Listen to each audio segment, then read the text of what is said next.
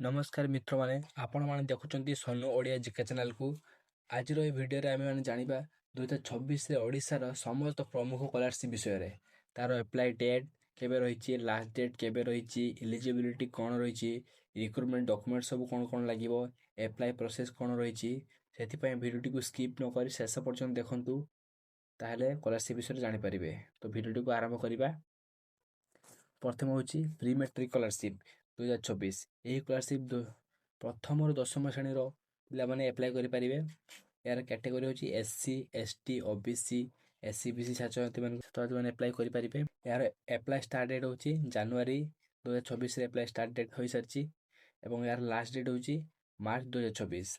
यार एलिजिबिलिटी कोन कोन रहिछि क्राइटेरिया आपनकर आधार कार्ड थिया दरकार कास्ट सर्टिफिकेट थिबा दरकार इनकम सर्टिफिकेट थिबा दरकार बैंक पासबुक थिबा दरकार मार्कशीट थिबा दरकार प्रीवियस मार्कशीट माने आपनकर पूर्व परीक्षार मार्कशीट थिबा दरकार एवं सेकंड होछि पोस्ट मैट्रिक स्कॉलरशिप या होछि +2 +3 graduation ITI diploma professional course पई जे पिला मन करजोंदी से माने अप्लाई करि परिबे। ए स्कॉलरशिप रो अप्लाई स्टार्ट डेट होछि सेप्टेम्बर 2025 रे अप्लाई डेट स्टार्ट होइतला एवं यार लास्ट डेट होछि मार्च 2026। एथरे एलिजिबिलिटी कोन कोन रहिछि एससी एसटी ओबीसी एससीबीसी पिला माने अप्लाई करि परिबे। इंस्टीट्यूट गवर्नमेंट रिकॉग्नाइजेशन हेबा दरकार मिनिमम अटेंडेंस रिक्रूटमेंट माने आपनकर अटेंडेंस 60% थिबा दरकार। थर्ड रे कोन रहिछि प्रेरणा स्कॉलरशिप या एसटी एससी छात्रछात्री को पई professional courses engineering medical MBA etc पिला माने अप्लाई करि परिबे एवं यार अप्लाई स्टार्ट डेट होछि अक्टोबर 2026 एवं लास्ट डेट होछि डिसेंबर 2026। ए स्कॉलरशिप रे अधिक टंका मिलथाय मतलब ए स्कॉलरशिप टा अधिक पैसा मिलथाय।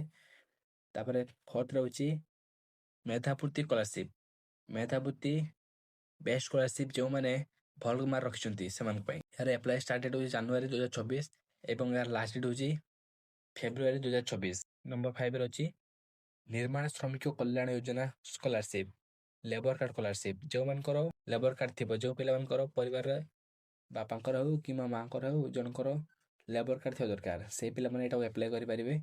यार अप्लाई स्टार्ट डेट होछि जुलाई 2026 एवं लास्ट डेट होछि अक्टोबर 2026। एटारे 10,000 रु 40,000 टका मिलथाय सहायक राशि। एटा होछि कोर्स वाइज निर्भर करथाय आपन कोर्स एते थिबो समितिका भाबरे पैसा मिलथाय।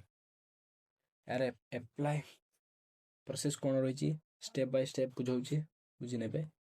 आपण माने प्रथमे गूगल को आसीबे तो आपण माने गूगल जाई सर्च करिवे Odisha state scholarship Odisha state scholarship portal एटा सर्च कर देबे। फर्स्ट आसीबो scholarship.odisha.gov.com ए वेबसाइट को जिबे।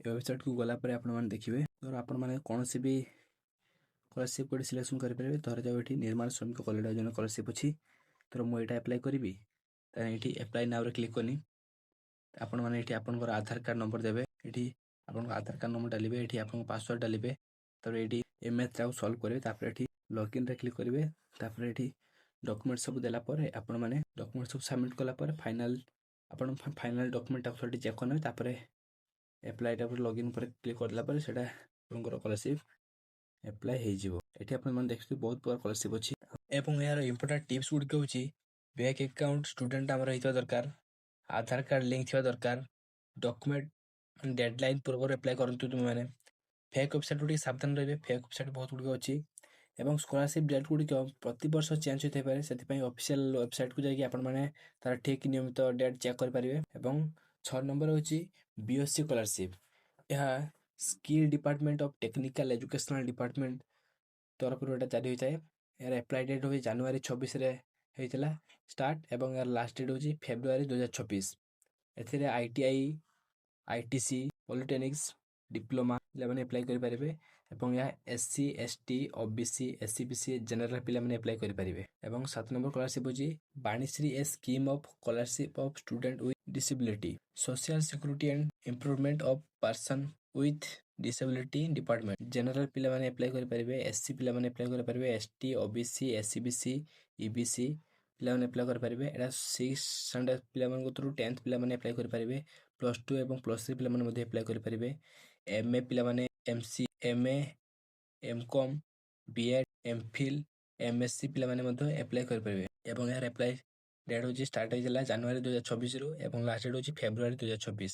ଏବଂ 8 ନମ୍ବର ସ୍କଲାରସିପ୍ ହେଉଛି ଇ ମେଧାବୃତ୍ତି ଟେକ୍ନିକାଲ ଆଣ୍ଡ ପ୍ରଫେସନାଲ। ଏଠାରେ ହେଉଛି 10,000ରୁ 8 ଲକ୍ଷ ପର୍ଯ୍ୟନ୍ତ ବର୍ଷକୁ ମିଳିଥାଏ ଏବଂ ଏଠାରେ ଜେନେରାଲ ପିଲାମାନେ ଆପ୍ଲାଏ କରିପାରିବେ, SC ପିଲାମାନେ ଆପ୍ଲାଏ କରିପାରିବେ, ST OBC SCBC EBC category ପିଲାମାନେ ଆପ୍ଲାଏ କରିପାରିବେ। ଏଥିରେ କୋର୍ସ ହେଉଛି ନର୍ସିଂ କରୁଥିବା ପିଲାମାନେ ଆପ୍ଲାଏ କରିପାରିବେ, nursing MSc BSc dental fishery forestry homeopathy journalist law medical paramedical animal husbandry MTech MBA मतलब MBA master of business administrative ଏଇମାନେ ମଧ୍ୟ ଆପ୍ଲାଏ କରିପାରିବେ ଏ ସ୍କଲାରସିପ୍ଟା। ତ ମିତ୍ରମାନେ ଯଦି ଏ ଭିଡ଼ିଓଟି ଆପଣଙ୍କୁ ଏ ଭିଡ଼ିଓଟି ଉପକାର ଲାଗିଥାଏ ତାହେଲେ ଲାଇକ୍ କରନ୍ତୁ, ସେୟାର କରନ୍ତୁ ଏବଂ ଚ୍ୟାନେଲକୁ ସବସ୍କ୍ରାଇବ୍ କରନ୍ତୁ।